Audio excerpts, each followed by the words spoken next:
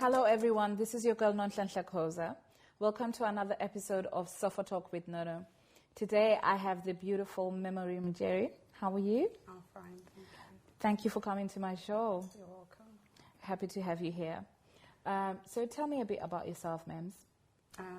Well, my name is Memms Jerry, but people know me as Memms Empire. I'm a fashion blogger, a personal shopper, mental health advocate, brand ambassador for meticulous hair for the wigs, and a bag boudoir, handbag shopping online. Okay, so most of you know Memory as a fashion blogger, and you probably know her story that happened in front of everybody, as in full view of everyone on Facebook. On a total of about 26,000 people watched the video that you posted on the 29th of May this year. I wanted you to discuss with us today as if no one watched that video. I want you to go through what, got you to that day. What led you to that day? I would say what really happened was, you remember I spoke to you, the first person I spoke to, and I said, I really want to say something about this because I've been suffering for a long time, and everyone that I'd been talking to, it came back like they'll be using it against you, or they'll be holding it against you. It's like a power they had on me, and I just felt like I wasn't in charge, if you know what I mean. Yeah. So I remember just driving to placement and just praying, thinking, God, I just need to get this out. I can't do this anymore. Because I felt like I was going to go back to where I was before, and I needed to let it out, and I could not trust anyone anymore. I just wanted to put it out there so that, I know that there's no one holding anything about me or anything. Then after placement, I remember just parking on the street, taking off my uniform, and then I just put my camera phone on and we just started recording.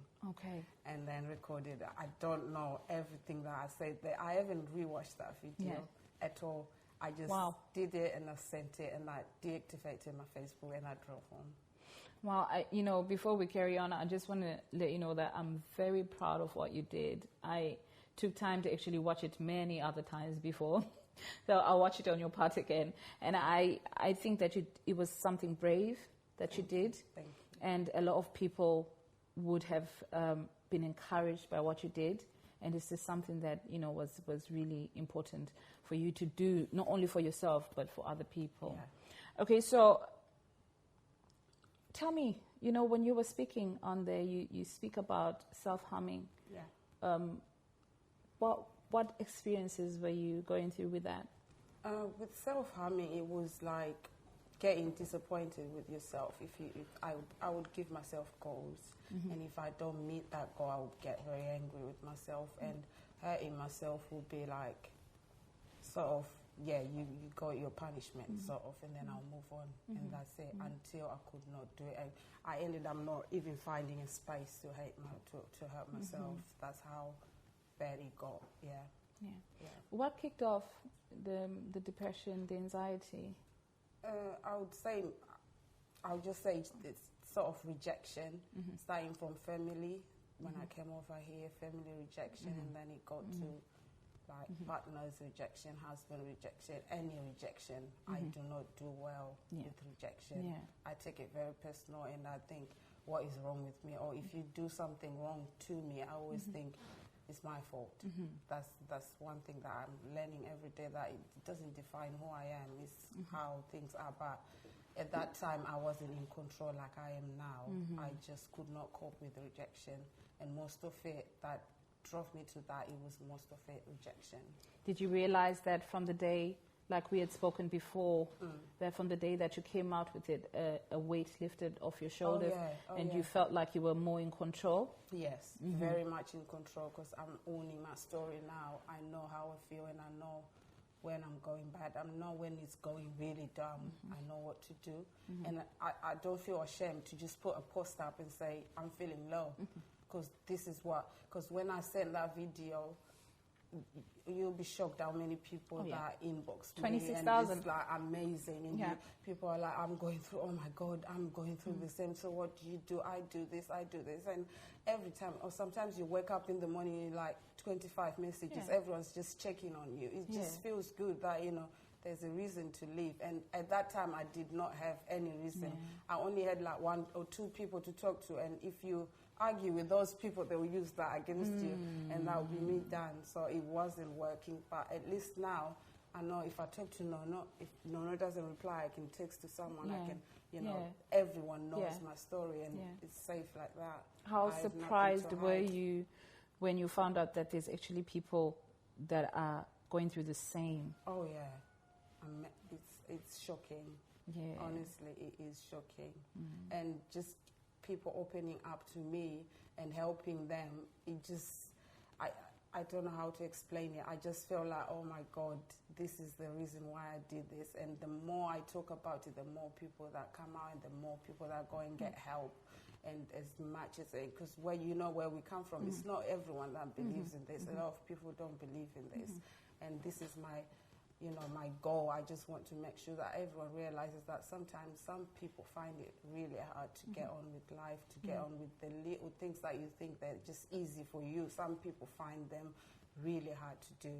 And you just have to understand that every little person is different. We're all different in our own way. Let's just deal with it as we go through and help each other with our differences. And not judge, especially judging. That's one thing I'm not happy with. I don't like people that judge at all. We spoke some time ago, and I noted that after you came out with the video, and you spoke about self-harming, you met up with somebody, and they'd seen some marks on you. And what did this person say? I'll let you say. What did this person say? Because after that video, I don't know why I was really unwell, and then I had kidney infection twice. So I went into hospital twice. So they were putting needles. I went into hospital for 3 weeks twice, 7 days. So I went to church, and then someone just saw marks because I was wearing it, and said, "Oh, Memms, you started self. What are you doing to yourself now?" So I just looked. I was like nearly crying. So I just ended up saying, "No, I'll call you," and then I just went to my car and went home. It was so sad. So suddenly people... But what surprised me is that person, when I put out that video, didn't even reach out to say, how are you? But they're very good at saying, oh, the scars. What do you know about the scars? You've not asked me anything about the scars. If you had asked me, you would have known that these are not the scars that you're thinking about. Where do all the important people in your life, when I'm saying important people, I'm talking about church, family members, close friends, all that had access to this video, did they speak to you about it? All the close people did, but I've only the church did not respond at all. There was no negative, no positive. There was just nothing. There was just silence. Nothing. And these are people obviously that you depend on prayer and I was bringing you up. Not that I was expecting validation or anything. I just was expecting someone to say, "Oh wow," "We understand," but there was no response. The people that are at the church that responded, I don't see them there as people from church. They're personal people. But the church did not respond. They did not respond to that at all. There was no response. What would you say to somebody that is going through a place where they want to come out with what they're going through? Because I'm saying coming out, it feels like being in the closet, or it feels like an alcoholic, AA. But if they want to come out and they want to say something, but they have fear of being judged. I just think just do it, because once you do it, you own your story. No one can go out and say, "Oh, Memms suffers from this." You just do it and, own your story. Say what you need to say how you feel, and just deal with it after. Anyone who comes to you negatively, that's not you, that's them. It's reflecting on them, not you. You always look beautiful. I always got makeup on, hair dead, nails dead, eyelashes done and eyebrows. Do you find that that's a getaway? Yes, it is definitely a getaway. How does that help? because before I had depression, I used to love makeup, dressing up and everything. I would go into the high street, just try clothes on, put them back on. I would know anything that's on trend. So when I do shopping and, you know, fashion blogging, it just takes me away from that, because constantly, since I had this mental illness, I've always been looking for the old memo. And when I do shopping, when I do this, when I do advice on shopping on this old memo just shows up, and I love her. I really love her, and I just love to keep seeing it every single day. And the only way I can see it is through that fashion blogging. That's the only way I find that. Earlier when we were speaking with Memo, she said something that is really prevalent, and I liked what she said. She said when she's going out into these places and doing her shopping, there's a memory that was in the past, and she's looking for that memory. And when she sees her, she goes, oh, there she is. And she gets so excited. She really gets so excited. And I think it's important. Yeah. There's a lot of you out there that are probably looking for that old feeling. And the story that Memory is telling right now is really important.